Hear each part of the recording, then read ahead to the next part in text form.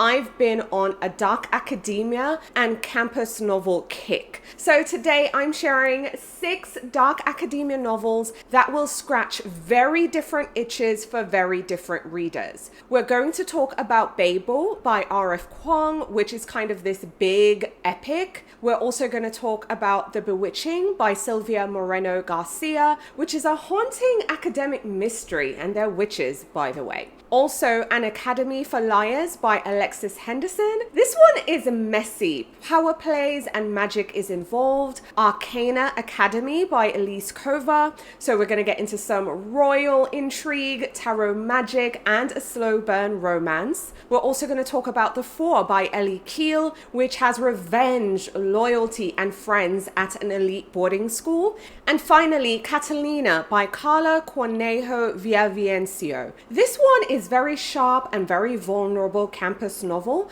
but it has huge emotional stakes at the center. So after we go through each one, I'll tell you which 3 are your absolute must reads and books you need to add to your shelf. So let's get to it. The first one on my list is Babel by R.F. Kuang. My expectations going into this one, I was thinking this was going to be homework, okay, but in the best possible way. Like, I felt it would demand my attention. I felt it would be dense, thick with history and language and academia, but at the same time, I was very open to something that was fully immersive, that Lost in Oxford kind of feeling, and I definitely got it. Plus, of course, there was a history lesson I wasn't ready for. So in this one, we meet Robin Swift. So Robin is pulled from Canton by this very mysterious and kind of terrifying professor named Lovell. Now, here's the thing. At first, it might feel like it's a rescue situation because cholera has wiped out his entire family, and Lovell bringing him to England, he's giving him food, he's giving him shelter, and of course, an education. But of course, nothing in this world is free, okay? Nothing is free. We see Robin spending years learning Latin, Greek, Chinese, and just all these languages for one purpose: to get into Babel, which is the Royal Institute of Translation at Oxford, which is kind of basically the empire's magical engine room, right? And the twist with that is that in this world, translation literally fuels magic. So we see them using like these silver bars that's inscribed with words from different languages, and it's supposed to create effects based on translatable, like lost language and lost meaning between them. It is a whole thing. So it's like if you need a bridge to stay up, a factory to run faster, there's a translation for that. And guess who does the translating? Not the English folk. They need foreigners like Robin, people who are fluent in other languages to keep the machines running and just the whole system and empire going. So once Robin is at Babel, now we also see him making friends with other outsiders, like this one person from India, another one from Haiti, and there is this one person who's English but is very aware of her disadvantage, through to their gender. And listen, there's this beautiful phase where they're just in love with knowledge. It's kind of like the honeymoon phase. You're going to this amazing school and you're so excited to learn. But the deeper Robin gets, the more he sees the cost, the exploitation, the violence, the racism. And then, not to mention, he stumbles into this society, which is this secret network that's trying to take Babel down from the inside. So, moral crisis here. So much tension and just lots of moving parts. Now, here's the thing. This book is not playing around. The author is basically saying, yes, I will give you dark academia vibes, but we're also going to dismantle the whole ivory tower in this beautiful setting while we're here. The language, the magic, everything is so clever. The historical detail is rich. The moral stakes are high and brutal, but it's also a slow burn. This is something you're going to have to sit with. And honestly, I had to close the book at some moments and just take a walk after certain passages. Now, the good thing about this book is the found family. I love the magic system. I love the way the author uses different little footnotes to drop in extra layers. I felt that was super good. My thing is, and the only thing really stopping it from being pure perfection for me was the fact that I felt it was like whacking me over the head and telling me all these things and being a little bit preachy instead of trusting that I, the reader, will read and infer everything you're trying to say across.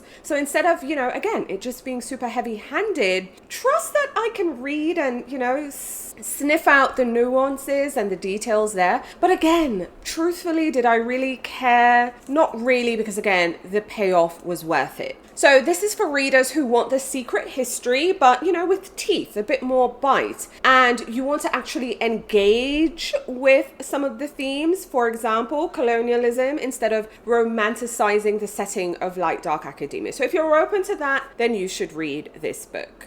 Okay, next up, let's talk about The Bewitching by Silvia Moreno Garcia. Now, here's the thing. Before going into this, I was looking for something moody, giving me the campus vibes, an unsolved mystery, and of course, a little sprinkling of supernatural dread. And because it's Moreno Garcia, I was kind of ready for the slowest of slow burns, those things that kind of really slowly sink its claws into you. That's what I was looking for. So anyway, in this one, we meet Minerva. Minerva is a grad student. This is set in the late 90s. It's at this college in Massachusetts, and she's there writing her thesis on Beatrice Tremblay. Now, this person is a weird fiction author who only ever wrote one novel. And Beatrice, she had a college roommate named Virginia. Now, Virginia vanished in the 1930s under these really creepy, possibly supernatural circumstances, we're not so sure. So anyway, Minerva gets access to Beatrice's private papers thanks to this older woman who's helping her out. And as she reads, she starts finding parallels between Virginia's fate and her own life, question mark, which, by the way, is already threaded with her own eerie family history, because her great-grandmother lived in rural Mexico in the early 1900s and had her own terrifying encounter with a witch. Now, the novel kind of jumps between Minerva's investigation, Beatrice's 1930s college days, and Alba's life in Mexico. And somehow, like, each thread kind of builds this dread, a steady but slow hum of dread. Now, here's the thing. Sometimes when you're reading, something bad is coming.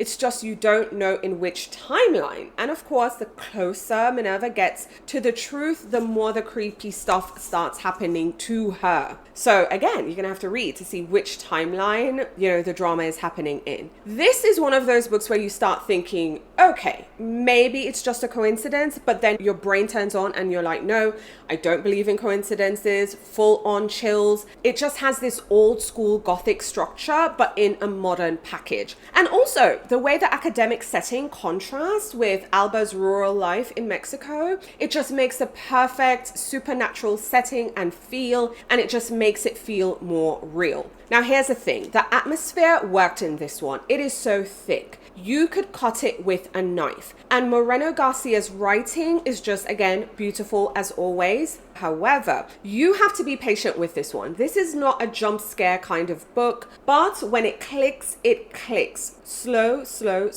burn. So if you want a dark academia setting, but you don't mind it leaning heavily into gothic and horror, and you have patience, I think this one is worth the payoff. So the next book I want to talk to you about is An Academy for Liars by Alexis Henderson. So pre-reading this one, I thought this would be dangerous, magical school with morally grey characters, and maybe, a forbidden romance in the mix. And look, I was right, but also it was a lot messier than I expected. So in this one, we meet Lennon. Lennon just had her whole life blown up when she sees something terrifying, which is essentially her reflection in the mirror, grinning at her without eyes. I mean, yeah, I would be scared too. That alone would be enough for me to pack a bag and leave the country. But for her, it's just the beginning. She instead gets a mysterious phone call inviting her to Drayton College, a magical school that's hidden in this pocket universe, but it's in Savannah, Georgia. And at Drayton, they don't just teach persuasion in the let's convince your boss to give you Friday off kind of way. No, in this case, persuasion here can literally bend someone's will or even just change matter itself. So Lennon's rare gift is that she can manifest elevator doors that can take you to other places and other times, which I mean sounds incredible, right? Until you realize nobody's telling her the whole truth about what that actually means. Now, while there, she becomes fixated on this character called Dante. He is the youngest tenured professor, brilliant, magnetic, but because men are trash, he's keeping more secrets than he's sharing. And their dynamic, half romance, half toxic obsession. And while Lennon is caught in that push and pull, the darker history of Drayton starts seeping in. Because it turns out this kind of power takes a heavy toll on an individual, and the ultimate final exam might be letting it consume you entirely. I mean, I don't know about you, but the horror beats are fantastic. I hope, my description alone lets you know it's going to be really unsettling. It's high stakes, it's bloody, and we also have this romance subplot, which honestly, that little part wasn't for me personally, but that's just me. Because watching it was like watching a friend ignore every single red flag in the book. And if you know me, if you've been watching my videos, okay, type 8 Capricorn here. I'm the friend who's going to call you out on it. So, it was kind of hard for me because it was just red flags everywhere. And when you're seeing that many red flags, it's going to end badly. The real loss here is that it pulled focus for me from Lennon's friendships, which meant the big emotional payoff at the end, it didn't land as hard as it could have for me personally. But here's the thing, I think this is good for readers who want an eerie magical school setting and don't mind following a main character into a romance that is toxic on purpose. I mean, if you love a toxic relationship, then run. This one will be good for you. Now, the book I really want to talk to you about is Arcana, I'm not sure, but Arcana Academy by Elise Kova. Okay, pre-reading, I was all about tarot, magic, yes, boarding school, sign me up. Fake engagement to the headmaster, I was already like, yes, please. I went in expecting romance simmering under the tension, of course the magical lessons, political scheming, and look, the book delivered. That's exactly what I got, plus some extra sass, and I love a little extra sass. So in this book, we meet Clara. Clara is in this prison, and it's not the cushy, let me just read some books and wait for my trial kind of prison. That's not it here. She has been surviving on willpower, street smarts, and a little bit of illegal magic. Now, here's the thing. Her gift is that she can ink magical tarot cards, which is a rare skill that is only supposed to belong to Arcana Academy elites. So she has been selling her work on the black market, she has a little side hustle, but it has finally caught up with her. But now there's someone who comes along. It's Prince Kalis, I think that's how it's said, who is headmaster of Arcana Academy. Now he offers her a deal. Help him track down this mythical tarot card that could change the entire world, and then she gets to walk away free. However, there is a catch. She has to pose as his bride-to-be and join the Arcana Academy as a student to keep her close, okay? Keep her close? Really?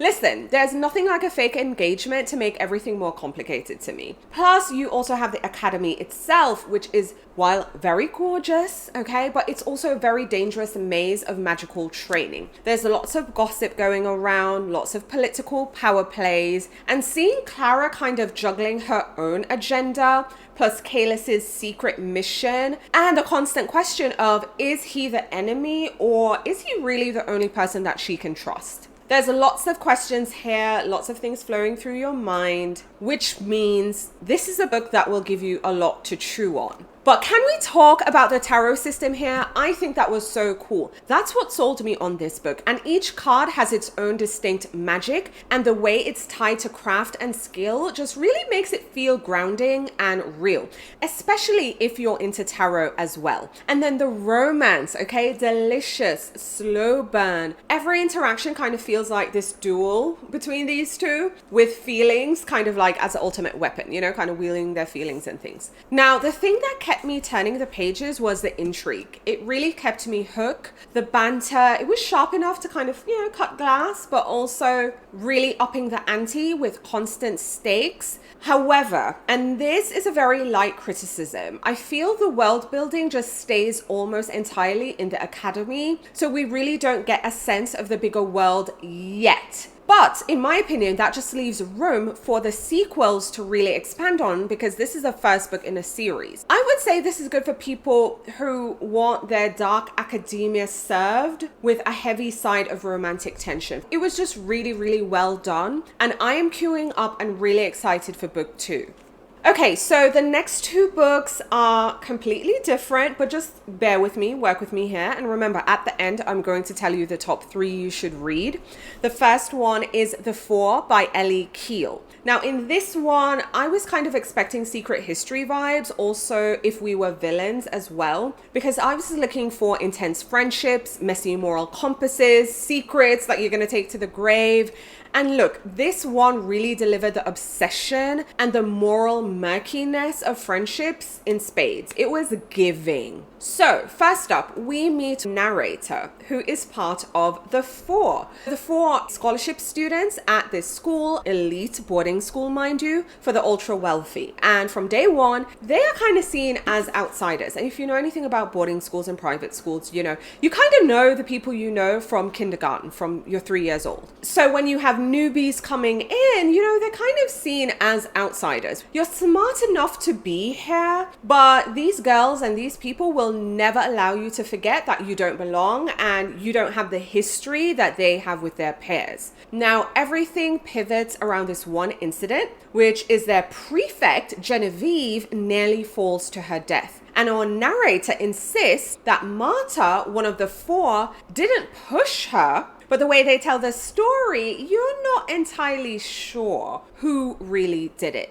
So this is kind of a narrative that is unfolding in a very tight, claustrophobic of loyalty and suspicion, because we're kind of watching the Four cling to each other, partly because they want to, partly because they kind of have to. And there's also power plays, privilege, revenge, and just all these games that are really threatening to pull them apart. Now, here's the thing. This is one of those books where you just keep thinking, tell me the truth, okay? Just tell me the truth. I don't care how ugly it is, just give it to me. But then you kind of realize they might be telling you the truth, just not all of the truth. The unreliable narration is just really so good. The boarding school setting turns every interaction into a chess move. So, I appreciated it. I really, really appreciated it. And the dynamic between the Four, which is very toxic, but also tender, both in equal measure, and the narrator's voice, it just really worked for me. However, I felt there was trouble with the pacing. There was a bit of a slump in the middle, but the ending really made up for it. So if you are open to something where you have morally gray characters, of course, elite school politics, and friendships that can either save you or destroy you, then I think you'll find something to love in the Four.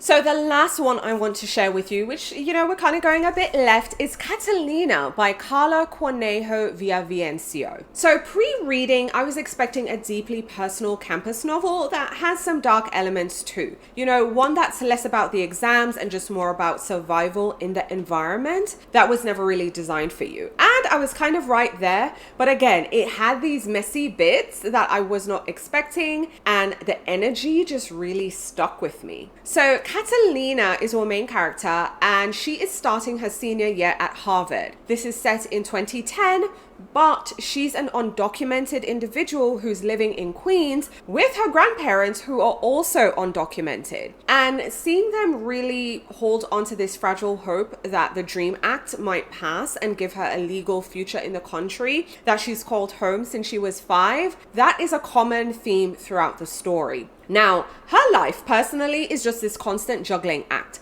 She's trying to balance her classes while writing her thesis, working at the Peabody Museum, caring for her grandparents and trying not to think about the cliff edge of graduation and what is going to happen. We also kind of see her falling into Harvard's elite subcultures like the literary journal groups, the posh parties, and even a romance with this person called Nathaniel, who is a legacy student obsessed with ancient Incan culture, but is completely clueless about Catalina's life and her lived experience and her status. So it is clear Catalina has a lot going on. But then let's throw in the fact that the Dream Act fails. So her chances of becoming a legal citizen is gone and her mental health crashes out. And now we really see it becomes less about will she succeed and more about how will she keep everything together? How will she keep going and juggling everything she's juggling? This is not a tidy book, okay?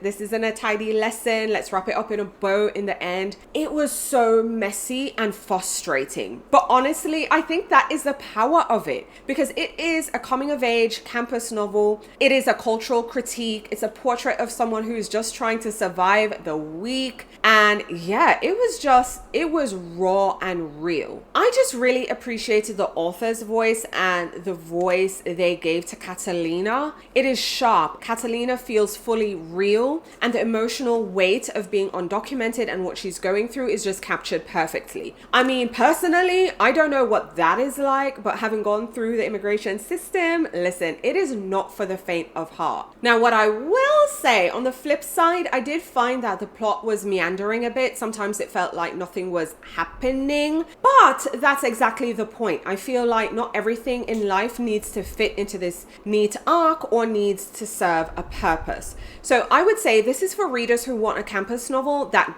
ditches the fantasy and tells a very different but urgent and real story. Now, here's the thing. All 6 books are worth reading, absolutely. But if I have to pick the must-read picks, I'm going to say Babel for its ambition and the execution. Pick up Bewitching for its atmosphere and layered storytelling. And Arcana Academy, if you want something that kind of still gives you that dark academia aesthetic, but with more romantic bits and escapism. Okay, but now I really need to know which of these are already on your TBR. Which ones have you read? Do you have a dark academia favorite? Like, I want to hear about it. I want to add some books to my TBR as well. Also, let me know what books you'd like me to cover here on the channel. Let's continue the conversation in the comments. I would love to hear from you. But also, before you go, click on one of these videos, left,